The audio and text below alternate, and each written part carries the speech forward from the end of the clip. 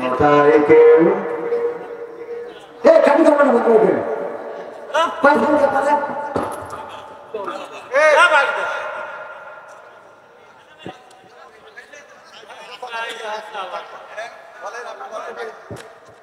اللهم آمين ربنا ظلمنا ونشهد أن سيدنا محمدا عبده ورسوله الذي أرسله بالحق بشيرا ونذيرا وداعيا إلى الله بإذنه وسراجا منيرا فقد قال الله تعالى في كلامه المجيد والفرقانه الحميد شكرا أعوذ بالله من الشيطان الرجيم بسم الله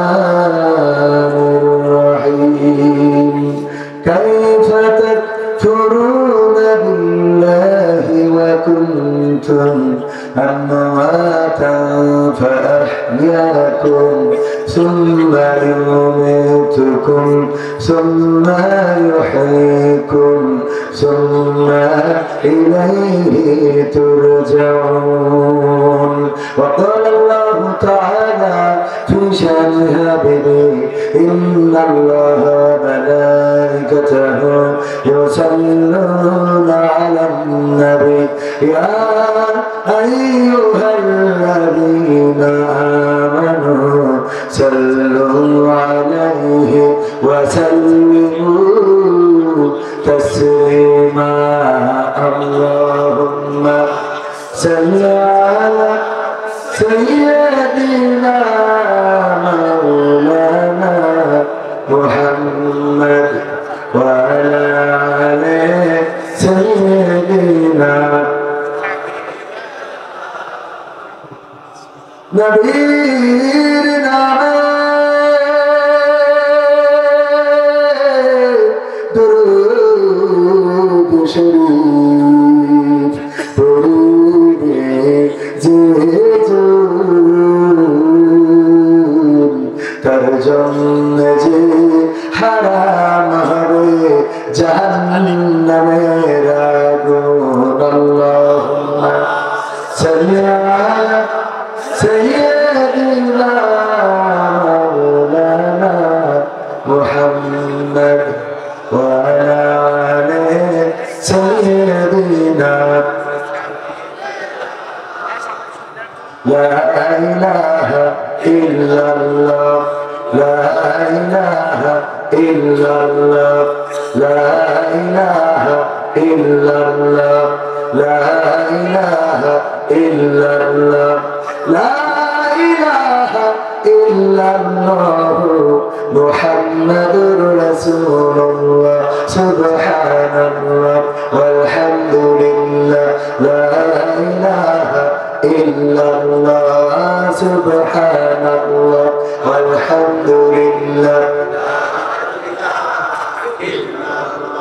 لا إله إلا الله محمد رسول الله صلى الله এই ভাবতে কমার বেশি আমরা সবাই পাপী নিজের পাপের বাটখারাতে অন্যের পাপ মাপি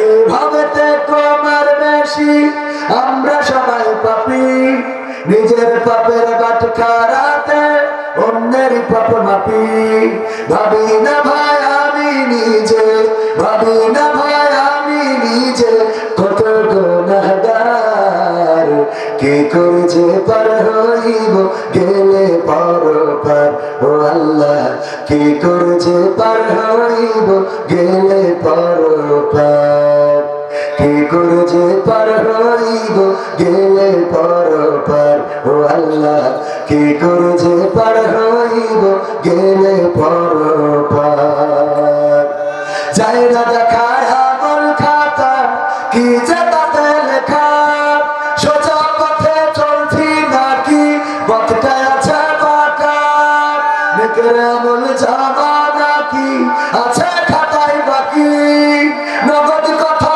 বলছি সবাই কাজের বেলায় ফাঁকি যায় না দেখা আমল খাতা কি যে তাতে লেখা সোজা পথে চলছি নাকি পথটায় আছে বাঁকা নেকের আমল জমা নাকি আছে খাতায় বাকি নগদ কথা বলছি সবাই কাজের বেলায় ফাঁকি ওরে আমি কেমন ভালো মন্দ আমি কেমন ভালো মন্দ জানেন পরোয়ার কি করে যে পার হইব গেলে পরপার ও আল্লাহ কি করে যে পার হইব গেলে পরপার কি করে যে পার হইব গেলে পরপার ও আল্লাহ কি করে যে পার হইব গেলে পরপার মিথ্যা কথা বলি ততক্ষণ যতক্ষণ আছে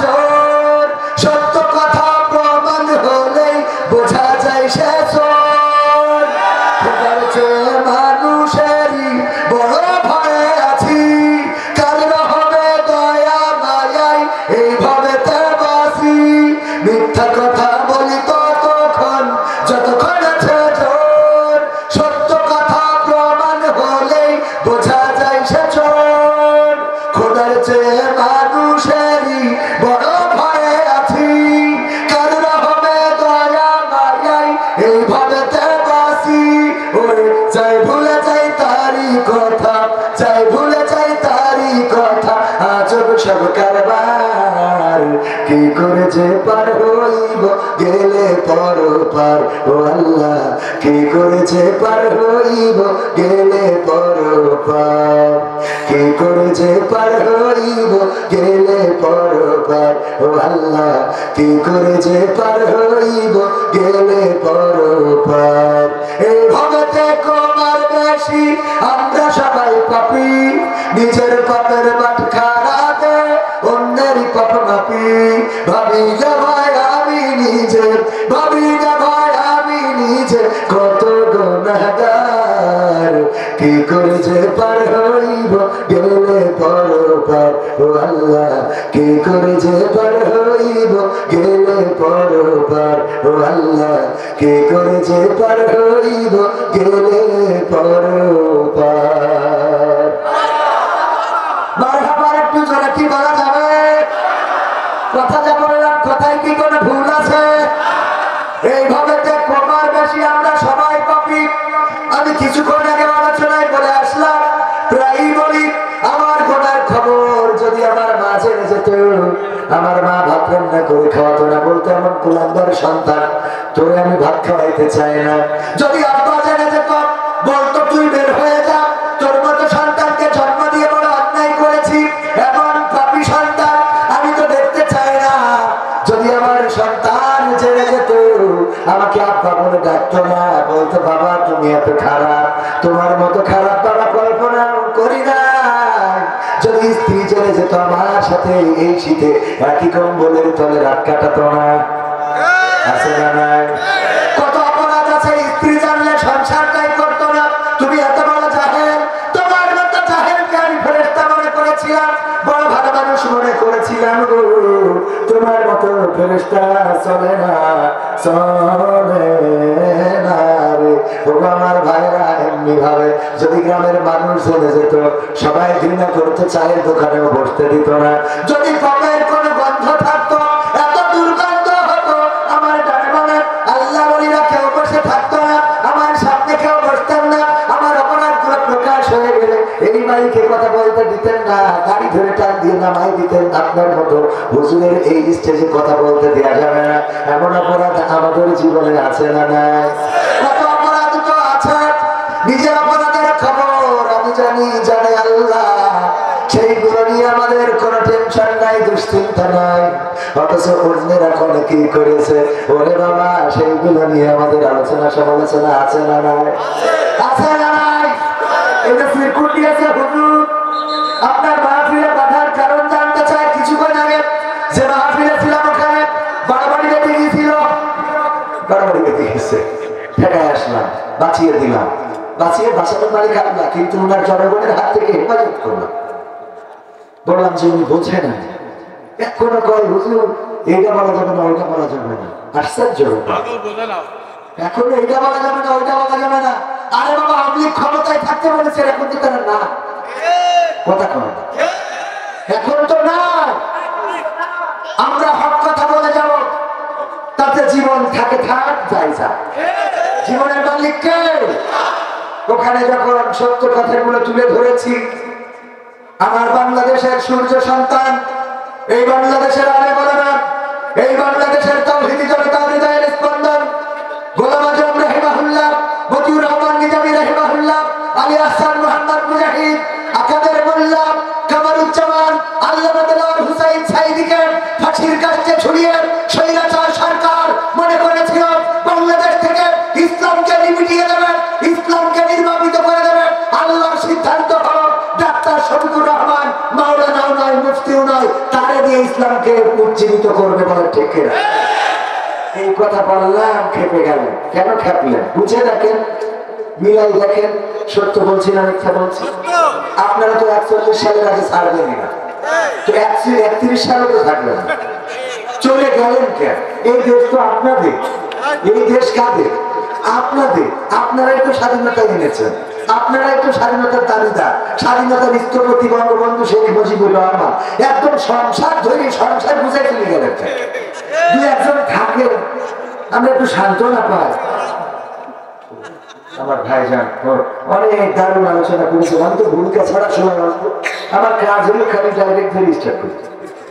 জুলিয়ানি নুরানি কিন্ডারগার্টেন ও হাফিজে মাদ্রাসা উদ্যোগে এবং সকল কারবালাবাসী যুগের মাঠরাত কামনায় তৃতীয় বার্ষিক তাফসীর কোরআন মাহফিলের শ্রদ্ধাভাজন সভাপতি জনাব হানিফ আলী বিশ্বাস, পরিচালনায় আছেন আমার উস্তাদ, নাটক শিখাতেন আমাদের ডাক্তার ইকবাল সাহেব, শ্রদ্ধাভাজন, অনেক সম্মান করি, আল্লাহ তার হায়াতে তৈয়বা নসিব করে দিন, বলেন আমি। এছাড়া আলোচনা করেছেন হযরত মাওলানা ইনামুল হক ফাইজি সাহেব, আলোচনা করছিলেন আমাদের প্রিয় ভাই মুফাসসির কোরআন সুষ্ঠু ভাষী বক্তা হযরত মাওলানা হাফিজুর রহমান মিলন সাহেব, সদস্য মুফাসসির পরিষদ চুয়াডাঙ্গা, অত্যন্ত প্রাণপ্রিয় কলিজার মানুষ। আজকে এখানে আসার পিছনে যার হাত রয়েছে, আমার পাশে বসা আমাদের মুহতারাম হাফেজ কারি মাওলানা সাইফুল ইসলাম সাহেব, আমার শ্রদ্ধাভাজন দায়িত্বশীল, উনি বলছিলেন ধুলিয়া নিয়ে একটা প্রোগ্রাম, আমি এলাকার প্রোগ্রাম গুলো একটু এড়িয়ে চলার চেষ্টা করি, যা বলি বাইরে যেয়ে বলি, খেলা হবে, পালাবো না, এগুলো বাইরে যেয়ে বলি, এলাকায় বলি, চাই যে এলাকায় ভালো থাকে। হ্যাঁ, খেয়াল করেন কিনা এলাকার প্রোগ্রাম গুলোতে খুব বেশি আমার আনাগোনা নাই। কয়েকটা কারণ আছে, তার মধ্যে অন্যতম একটা কারণ হলো যে এই সময় আমাদের সেই একজন বলেছিল যে ডাক্তারের বলতেছে কখনটা বলছে আমাদের তো সব সিজার করতে হবে, কারণ আমাদের তো ইনকামের সময় বলেননি, নর্মাল হলো তা সিজার করতে হবে, বলতেছে ইনকামের সময়। ভাই তো অবশ্য গরু ডাক্তার, মানুষ ও মানুষের করে আল্লাহ কবুল করে, বলেন আমি দোয়া করতে বলেন এলাকায় রুগী বেড়েই থাকি, আল্লাহ কবুল করে। হ্যাঁ, তো যাই হোক, ভাইজান আমার ডাক্তার মানুষ, তো আমার একটা ভিডিওতে আছে কম্পাউন্ডার বলতেছে যে স্যার সব স্বীকার করতে হবে, কারণ এখন আমাদের ইনকামের সময়, তো এখন মাহফিলের সময় আসলে বক্তাদের ইনকামের সময়, তো এই সময় যদি এলাকার লোক নেয়, অন্য জায়গায় আমাদের যা দেয় তার ধারের কাছেও থাকতে হবে না। এই জন্য আমরা কই কি ভাই, আপনারা মিরাজ যাই হয় নিজেরা পরে আমরা বর্ষাকালে দেখবেন, ঠিক আছে? বর্ষাকালে যত লাগে কুপাকুড়ি করে রাখতে হবে। তো আজকের মাহফিল ছিল এলাকায় ওই যে নারায়ণগালী দত্তপাড়া, তো ওখান থেকে আমার আমার ভালোবাসার মানুষ শ্রদ্ধাভাজন উস্তাদ এবং আমার দায়িত্বশীল, সরাসরি দায়িত্বশীল, উনি আমাকে বললেন করুন ভাই ধুলিয়ানি, আমার মামা একটু বলছিলেন যদি যাইতে, বললাম দেন, বলেছেন যাবো ইনশাআল্লাহ, দেরি হলে যাবো, আল্লাহ নিয়ে এসেছিলাম, আলহামদুলিল্লাহ বলবেন না? আমরা শুক্রিয়া আছে আমার আব্বার অঞ্চল, আমার আব্বা এইসব অঞ্চলে প্রতিটা গ্রামে অলিতে গলিতে ঘুরেছে, ঠিক কিনা? আজকে 22টা বছর হয়ে গেল ওই মানুষটা এখনো কোনো স্টেজে কথা বলেন। আপনারা চেনেন আমাকে, চেনেন না? সবাই তো চেনার কথা। এবং এখানে এই গ্রামগুলোতেই আমার আব্বা একটা টেবিল একটা চেয়ার লাগিয়ে একটা মাইক দিয়ে দিয়ে ওয়াজ করতো, ঠিক কিনা? সেই সময় ওয়াজগুলো তাসির ছিল। ওখানে এখন মাহফিলে কণ্ঠ বাজে কত বক্তার সুর আসে, কিন্তু আব্বার সুরটা শোনা যায় না, আর কোনোদিন শোনা যাবেও না। হয়তো উনি বেঁচে থাকলে আনন্দ পাইতেন যে যে জায়গাটা আপা বলতেন যে আমি যে ময়দানটা করে যাচ্ছি এই ময়দানে কবি খালি বলবে আমি মাস্টার আব্দুল সামাদের সন্তান, কিন্তু উনি সেই পর্যন্ত থাকতে পারেননি। আমি এতদূর আসার পিছনে আমি মনে করি আমার আব্বার দোয়াটাই কবুল হয়েছে আল্লাহর কাছে। আমার মাও তাহাজ্জুদ করে দোয়া করেন আমার জন্য, কিন্তু আমার মন বলে আমার আব্বা যখন হয়তো মৃত্যুর সময় ছটফট করছিলেন, রক্তাক্ত দেহ মোবারকটা লাশ হয়ে যাওয়াটা নিয়েছি, ওই সময় হয়তো বলেছিলেন আল্লাহ যে মাঠটা আমি আবাদ করতাম ওই মাঠে তুমি আমার সন্তানকে রেখে। হয়তো সেই দোয়ার বরকত, কত সমালোচনা, কত মানুষের গীবত, কত মানুষের আলোচনা শুনতে হয়, নাটক করে, হাসি তামাশা করে, উপহাস করে, ইত্যাদি ইত্যাদি, যে যেভাবেই বলে। তারপর আল্লাহ চেয়ারে বসিয়েছেন। গোটা বাংলাদেশের এমন কোন জেলা না, এমনকি দেশের গণ্ডির বাইরেও 6টা রাষ্ট্রে আল্লাহ রাব্বুল আলামিন ওয়াজ করার তৌফিক দান করেছেন, আলহামদুলিল্লাহ। এটা আমার বাবার দোয়া, এটা আমি মনে করি আপনাদের দোয়া, আপনাদের ভালোবাসা। সুতরাং কোরআনের পথে থাকলে ইজ্জত বাড়িয়ে দেন কে? ইজ্জত বাড়িয়ে দিবেন আল্লাহ। বাইরে যে কথা বলি, আমার শাইখ আহমদুল্লাহ মুহতারাম হাফিজাহুল্লাহ, উনি আমার ব্যাপারে কমেন্ট করেছেন যে কবির বিন সামাদ একটা জীবন্ত প্রতিভা না, এই মানুষটাকে গুরুত্ব দেওয়া দরকার, এই মানুষটাকে এগিয়ে নেওয়া দরকার, এই মানুষটা পরিশ্রমী। আমি তাকে যা ভেবেছিলাম সে সেরকম না, বরং বড্ড ভালো লাগে এই মানুষটা অনেক কষ্ট করে এই পর্যন্ত এসেছে।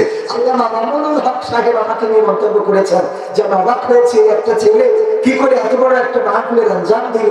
এই মানুষটাকে কদর করা দরকার, এই মানুষটাকে এগিয়ে নেওয়া দরকার। অথচ দেখি আমাদের ভাইয়েরা অনেকে আমাকে নিয়ে ভালোই চুল খায়। আমি বলি যারা চুল খায় তাদের জন্য দোয়া, যারা চুল খায় না তাদের জন্য দোয়া, যারা আমাদের জন্য আমাদের খারাপ চাই তাদের জন্য ডবল দোয়া, যারা ভালো চাই তাদের জন্য সিঙ্গেল দোয়া, ঠিক না? ঠিক। আমাদের প্রতিষ্ঠান করেছে ঠিকানা তানজিমুল কোরআন ক্যাডেট মাদ্রাসা, জানেন মনে হয় আপনারা, জানেন কিনা?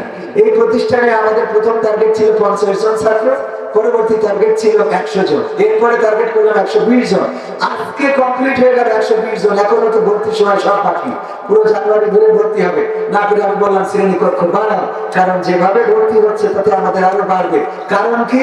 কারণ হলো আমাদের বাইরে কিছু প্রতিষ্ঠান আছে, তারা বলে বেড়াচ্ছে যে ওই প্রতিষ্ঠানে দেখছে লাভ নাই, ওখান থেকে পরে কিন্তু এখানে আনতে হবে, ওখানে যা পড়াবে আমরাও তাই চালু করতেছি, মানে আমরা বলার আগে ওরা আমাদের প্রতিষ্ঠান প্রচার করে দিয়েছে।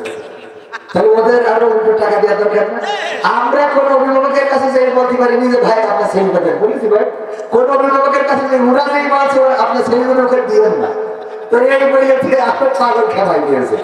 তো এই জন্যই আমাদের যারা অপপ্রচার করে ওরা দুইটা উপকার করে। কয়টা উপকার করে?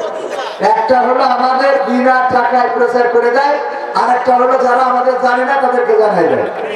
আল্লাহ তাদের এই জানানোর তৌফিক দান করুন, বলেন আমিন। আমার জন্মদিন সবচেয়ে বেশি খুশি ছিলে তুমি বাবা, কখনো ভাবিনি আমি আমাকে কাঁদিয়ে তুমি এত সকালেই চলে যাবা, কখনো ভাবিনি আমি আমাকে কাঁদিয়ে তুমি এত সকালেই চলে যাবা। হাত ধরে তুমি হাতে শিখাতে, ব্যথা পেলে আমি বুকে তুলে নিতে। হাত ধরে তুমি হাতে শিখাতে, ব্যথা পেলে আমি বুকে তুলে নিতে।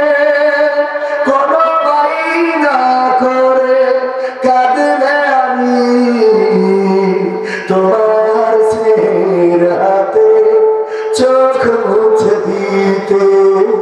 আজ তুমি নেই তাই নীরবে কেঁদে জানি, আজ তুমি নেই তাই নীরবে কেঁদে জানি।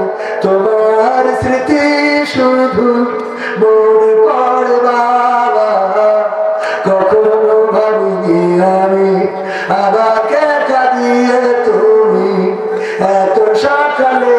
চলে যাওয়া কখনো ভাবিনি আমি আমাকে কাঁদিয়ে তুমি এত সকালেই চলে যাওয়া তুমি তো ছিলে বাবা বটারি ছায়া আদর সোহাগ দিতে করতে মায়া তুমি তো ছিলে বাবা বটারি ছায়া আদর সোহাগ দিতে করতে মায়া তোমারই সম্পদ নষ্ট করেছি কত কখনো বলনি তুমি আমি অপায়া আজ তুমি দূরে দূর বহু দূরে আজ তুমি দূরে দূর বহু দূরে কেমন আছো তা জানি না বাবা কখনো ভাবিনি আমি আমাকে কাঁদিয়ে তুমি এত সকালেই চলে যাবা কখনো ভাবিনি আমি আমাকে কাঁদিয়ে তুমি এত সকালেই চলে যাবা আমার জন্মদিনে সবচেয়ে বেশি খুশি ছিলে তুমি বাবা কখনো ভাবিনি আমি আমাকে কাঁদিয়ে তুমি এত সকালেই চলে যাবা কখনো ভাবিনি আমি আমাকে কাঁদিয়ে তুমি এত সকালেই চলে যাবা বাবা গো বাবা বাবা গো ও বাবা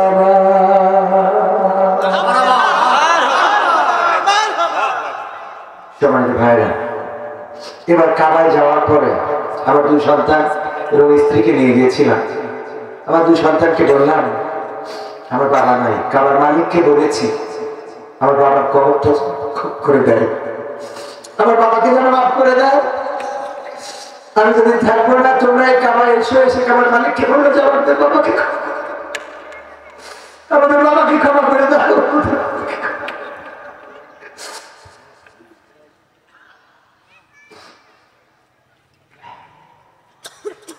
আমরা এমন সন্তান রেখে যেতে হবে যে সন্তান আমাদের নাজাত করেছে লাভ রাজি আছেন আপনি যে সন্তান গাঁজা খায় যে সন্তান বিড়ি খায় যে সন্তান অন্যায় পথে চলে যে সন্তান নামাজের সাথে সম্পর্ক নেয় কোরআনের সাথে সম্পর্ক নেয় সে আপনি যত বড় নামাজি বাবা বলছে তার খান পরেশ জ্ঞান হন আপনার জাহান্নামে যাওয়ার কারণ আপনি কি সেটা চেয়ে চান সেটা চাইবেন আল্লাহ নবী মেরাজে গেলেন মেরাজে দেখলেন একজন জান্নাতে কান্নাকাটি করে আর একজন জাহান্নামে হাসাহাসি করে আল্লাহ রাসূল বললেন ও ইব্রাহিম এই লোকটা জান্নাতে কেন হাসে জান্নাতে কেন কাঁদে আর জাহান্নামের লোকটা কেন হাসে জিবরাইল আলাইহিস সালাম বললেন আল্লাহর নবী এই দুইজনেরই পৃথিবীতে একজন করে সন্তান ছিল ওই আল্লাহওয়ালা লোকটা যে জান্নাতে আল্লাহওয়ালা মানুষ সে তার সন্তানকে দুনিয়ার স্বার্থ উদ্ধারের জন্য সন্তানকে দিয়েছিল চোরের দলে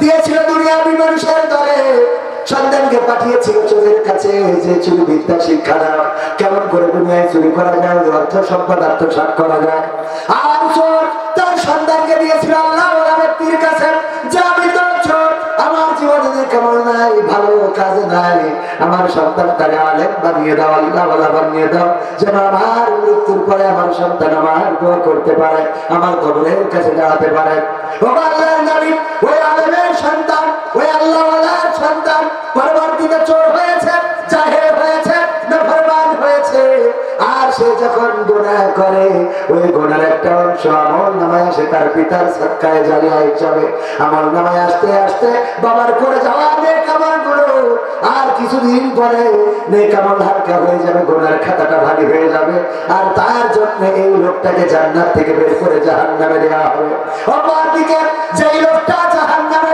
তার সন্তান আল্লাহওয়ালা হওয়ার কারণে কোরআনের খাদেম হওয়ার কারণে পরহেজগার হওয়ার কারণে ওই ছেলেটা যত ইবাদত বন্দেগী করে সেই ইবাদতের একটা অংশ এই পিতার আমার নামায় জমা হয়।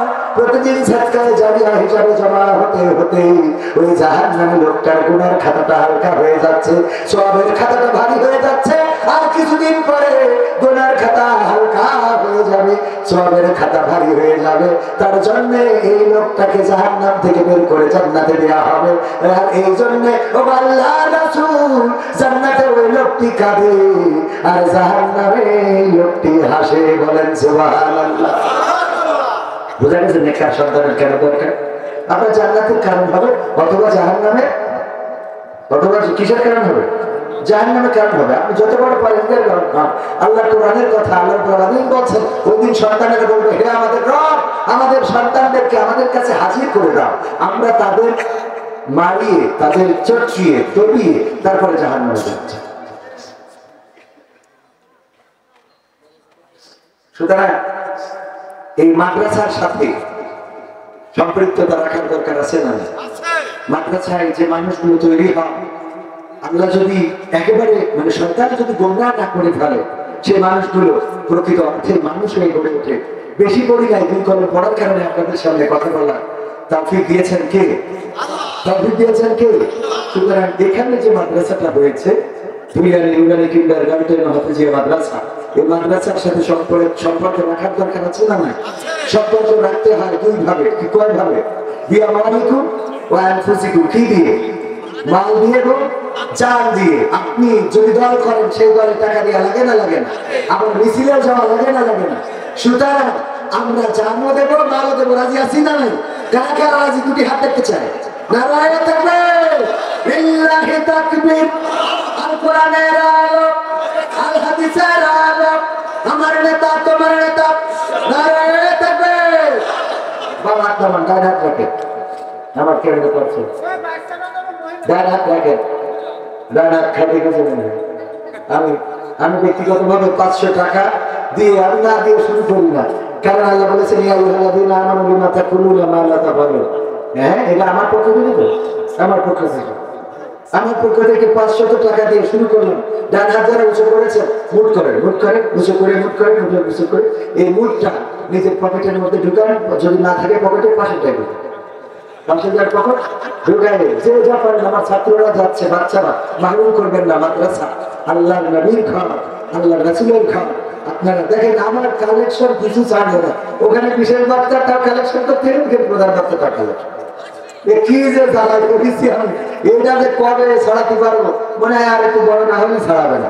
আমি ব্যক্তিগতভাবে 500 টাকা দিলাম, আল্লাহ কবুল করে আমার স্ত্রীর হায়াত বাড়াই দাও, আমার যা হয় হোক। নারায়ে তাকবীর।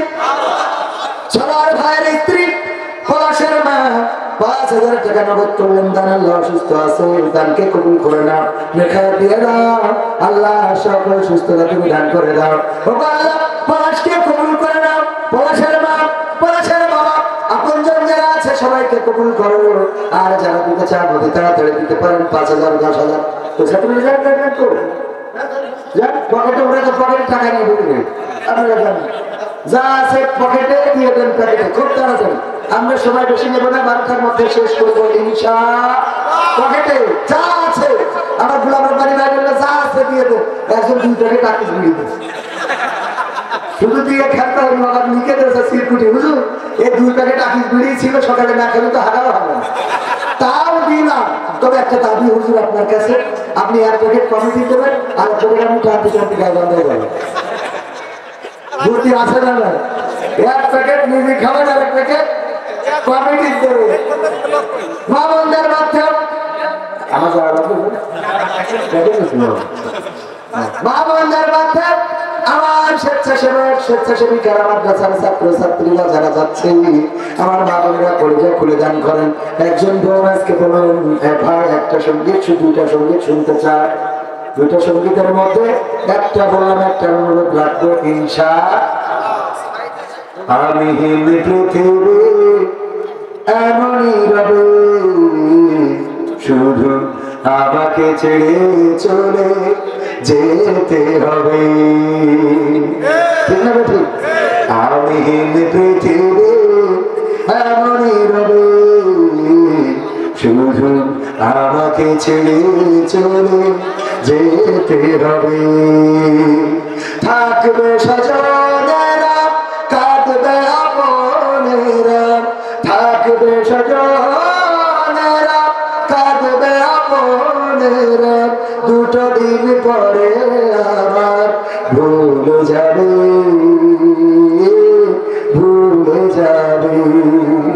আমিহীন পৃথিবী এমনই রবে শুধু আমাকে ছেড়ে চলে যেতে হবে কতজন এলো গেল কেউ থাকে না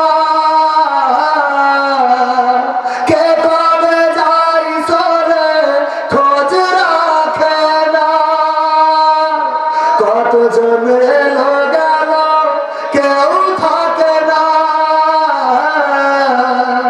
কে কবে যাই চলে খোঁজ রাখে না তাই আর ভাবি না আগের মতো তাই আর ভাবি না আগের মতো কে কি বলেছে কবে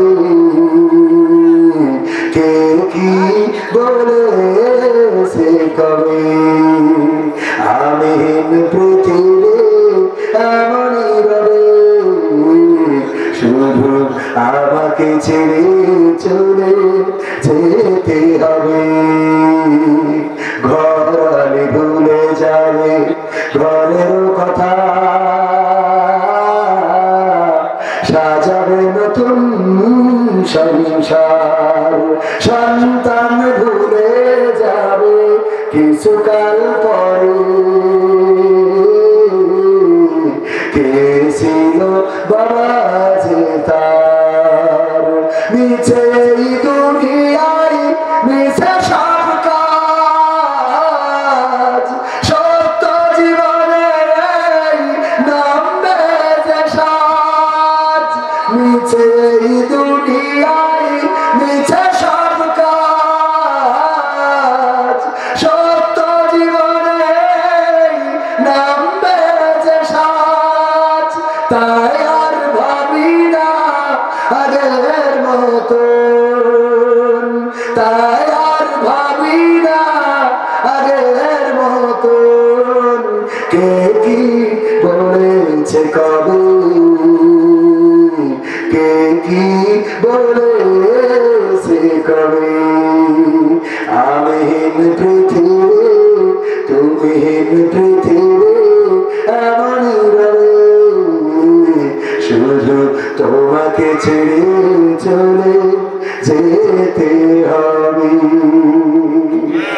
ঠিক না বেঠে ও আমার ভাইরা ওই সূর্যটা প্রতিদিন পূর্ব দিগন্তে উদয় হবে আমার পশ্চিম দিগন্তে অস্তমিত চলে যাবে চন্দ্রটা প্রতি রাতে উদয় হবে পূর্ণিমা রাতে আলো ছড়াবে আমার ভাইরা বানবারানে পাখির কলকা করিতে মুখরিত হবে ফজরের সময় মসজিদে মুয়াজ্জিন আযান দিবেন সবাই যার যার মতো কর্মব্যস্ত হয়ে পড়বেন দুনিয়াদির বাজার ছুটিপুরের বাজার চৌগাছার বাজার জিগরগাছার বাজার সব জমে উঠবে শুধুমাত্র আপনার যেদিন দিন ফুরাবে ওই দিন পড়ে থাকবেন ওই দিন নীরবে নিভৃতে পড়ে থাকবেন কোন দোকানের কাপড়ের কাপড় আপনার জন্য তৈরি হয়ে আছে চিন্তা কি করেছেন কখনো কোন দোকানের কাপড়ের কাপড় আপনার জন্য তৈরি কোন মসজিদের খাটিয়াটা আপনার জন্য তৈরি কোন ঝাড়ের বাস আপনার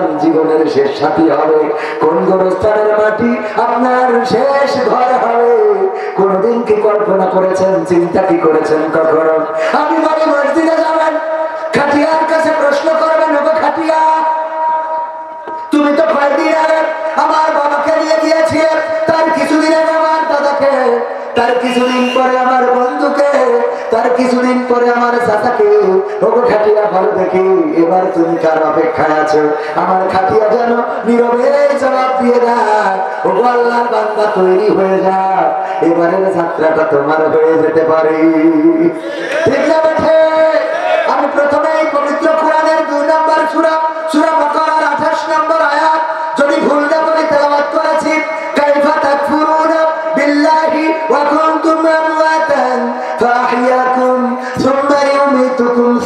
يحييكم ثم إليه ترجعون আমার আল্লাহ বান্দাদের প্রতি আক্ষেপ নিয়ে বলছেন ও ধুলিয়াদিবাসী শোনো, ও কামিলপুরবাসী, ও আমার ছুটিপুরগঞ্জ আনন্দপুরবাসী শোনো, কোন জিনিস তোমাদেরকে তোমাদের মহান রবকে অস্বীকার করতে শিখালো?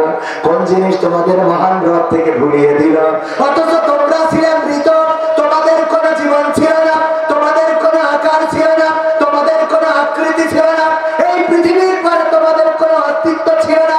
আমি আল্লাহ তোমাদের জীবন দিলাম, আবার একদিন আমি তোমাদের মৃত্যু ঘটাবো, আবার একদিন তোমাদের আবার পুনরুজ্জীবিত করবো।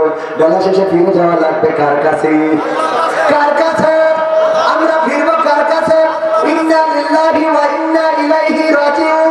আমরা বলি নিশ্চয় আমরা আল্লাহর তরফ থেকে এসেছি, আবার তার কাছে ফিরে যাব। কিন্তু আমাদের নেত্রী বলে আমরা দাদার দেশ থেকে এসেছি, দাদার কাছে যাব। ঠিক না ঠিক? গেছে না যায় না? আমরা আল্লাহর কাছে সাহায্য চাই, ঠিক না ঠিক? আমরা বলি ইয়াকা নাবুদু ওয়া ইয়াকা নাস্তাঈন, আল্লাহ তোমার ইবাদত করি আর তোমার কাছে কি চাই? আমরা বলে দাদা তোমার কথাই দে সাহালাই রে, আবার যেদিন বিপদে পড়বো দাদা তোমার আসলের তলে নিবা, তোমার ধুতির তলে জায়গা দিবা দিবারে। ঠিক না ঠিক? যদি ঠিক না হয় তাহলে দাদার দেশে গেল কেন? আল্লাহ কি কেনে নেই? আছে না না? আল্লাহর পরে তো বিশ্বাস নেই, ভাই মা দুর্গা ঘোড়ায় চড়িয়েছে, তো মা দুর্গা যদি ঘোড়ায় চড়িয়ে আসে তাই দুর্গা এই দেশে বেশি না ওই দেশে? কথা কয় না। ক্ষমতাই কেউ স্থায়ী হয় না, হোক না সে হাসিনা কি বাড়ে না, সে আরটা চিরকাল থাকে না। ক্ষমতায় কেউ খালি করবে না, ভালো কেন